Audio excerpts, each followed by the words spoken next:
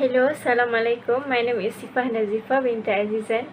I would like to talk about introduction. So our title of study is Part Toward Decarbonization. That means reduction of carbon emission on road before and during MCO. Therefore, the problem statement is about carbon emission increase in Malaysia from 1999 to 2018. Second, 4.2 million primitive deaths related to air pollution.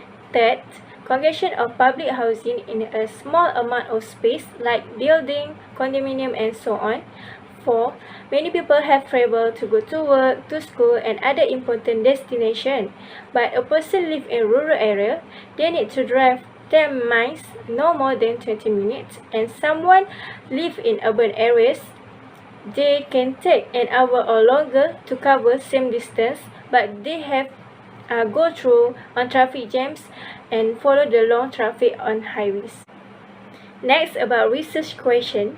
First, what can be improved on the method of transport or public transport to ensure the safety of consumers today? Second, why renewable energy has not become commonplace in today's society to create harmonious and prosperous environment.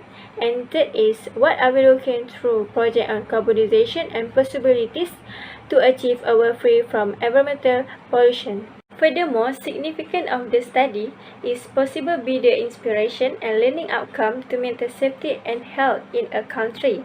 After that, give awareness to the public about environment as well as flora and fauna, prevent air pollution and poverty people during this MCO, and also improvement public transport to save reasonable costs, and all these guidelines for better control over peace and health in Malaysia.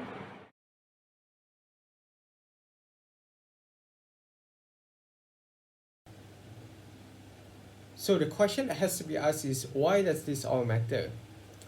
It's true that some air pollution come from natural sources such as volcanic eruptions, wildfire or allergen, but most of it comes from human activities. For example, we have greenhouse gases. When we burn fossil fuel to produce energy, it releases greenhouse gases into the air. Emissions such as carbon dioxide, methane, nitrous oxide, and fluorinated gas will trap heat that come from the sun into our atmosphere, and that will cause a global rise in temperature. And one of the effects is climate change. Climate change will create a higher temperature, and this will intensify air pollution that is around. So it is a never-ending cycle. Next, when you have ultraviolet and heat that was caused by the climate change, it will cause smog.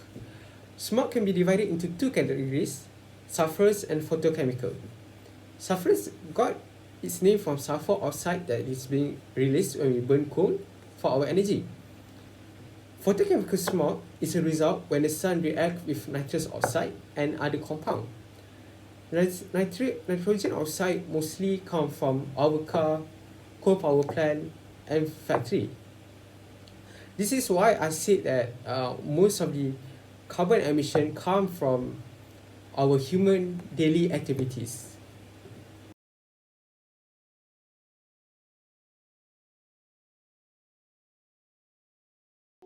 Even though public transports have been reducing the number of vehicles on the roads, there are some issues and challenges that are faced by the users. Some of them are speed and punctuality, uncomfortable environment, the price of the ticket is too expensive, the poor ticketing system, and lastly the safety factor. What can be done is we need to increase the transport frequency.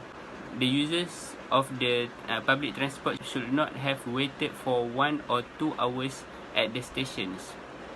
When the transport frequency is increased, then the number of people in the vehicles will be less and more trips can be done. One of the methods to ensure that the transport frequency is increased, the authorities should provide lanes for public transport so that they will not be stuck in traffic jams. For example, like in Japan, Korea or any other Europe country. Next, the driver should inspect their vehicles regularly to provide a comfortable environment for the passengers. We should also improve the boarding process by improving the vehicle designs, payment via online, and other private vehicles should clear the station so that the bus should not have waited for them to move away their vehicles.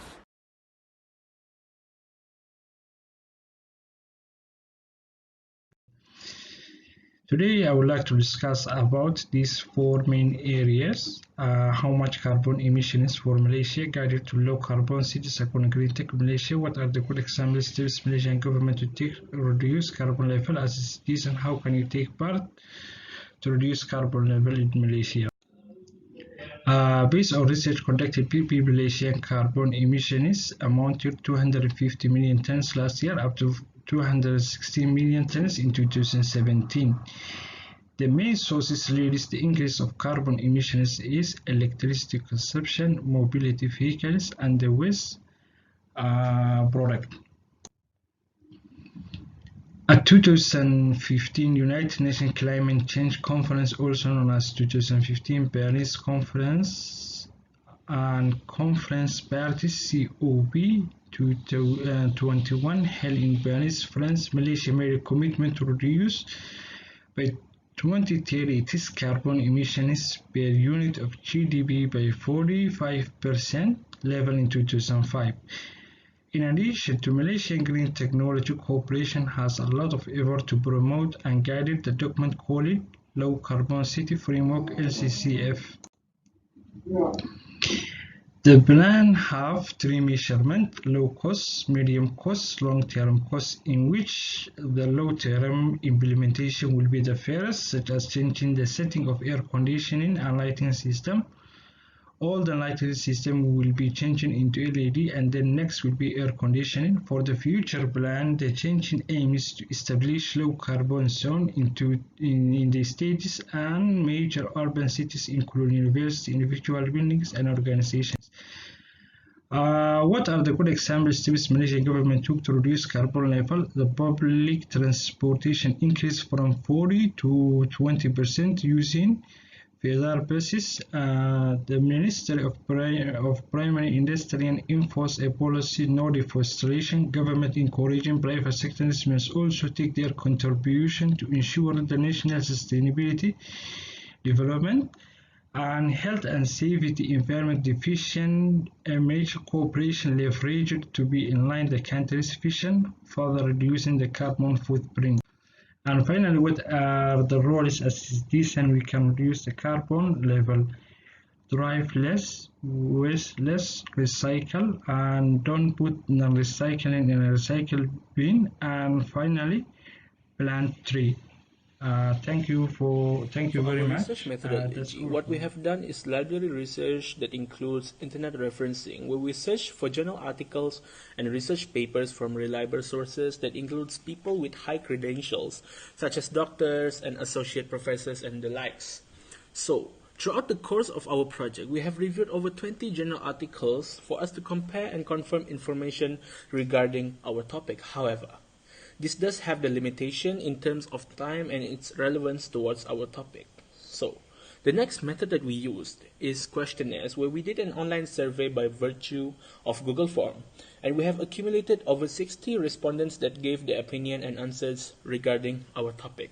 Beforehand, we have prepared a set of questions that would complement the information that we have obtained from our library research.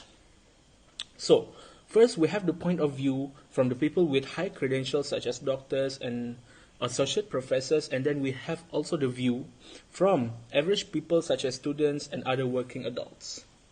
Next, the results of our online survey, where we have accumulated 62 respondents. 93% of them were students and 7% of them were working adults. From the first question below, it shows to us whether or not our respondent practices eco-friendliness in terms of how they prefer to transport themselves. Next, from the chart below, we can assume that the average people in our society does believe that carbon emission that is going on in our world is at a very worrying state. Then, the pie chart below shows that about half of the people cannot exactly say that whether or not they are an eco-friendly user. However, this data does promises to us that roughly 1 out of 2 persons in this world is probably an eco-friendly user. Next, this question gives to us the view of our citizen towards Malaysia in terms of how it is an eco-friendly country or not, and this data clearly shows that most of us does not believe that Malaysia is such a country. Next, the pie chart below shows that a large majority of the people believes that technology should provide to us a better energy efficiency as soon as possible for us to have this world for the next generations to come. And then, this question specifically aims to see how knowledgeable are the people regarding how the environment can be affected, whether positively or even negatively.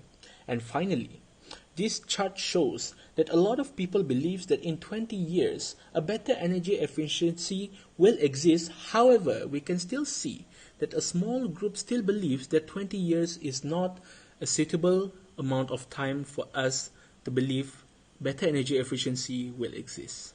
So this is all from me. Thank you.